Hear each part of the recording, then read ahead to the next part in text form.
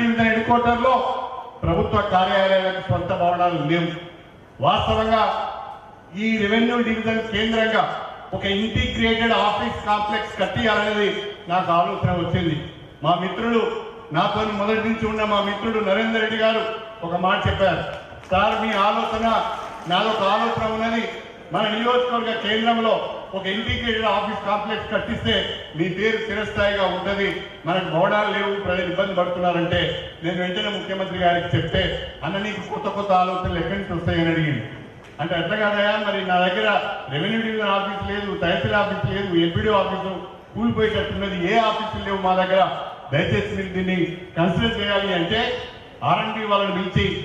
దాదాపుగా 22 కార్యాలయాలు, మన నియోజకవర్గానికి సంబంధించిన దాదాపుగా 22 కార్యాలయాలు ఒకే క్యాంపస్ లో ఉండే విధంగా, ఒకటే కాంప్లెక్స్ లో ఉండే విధంగా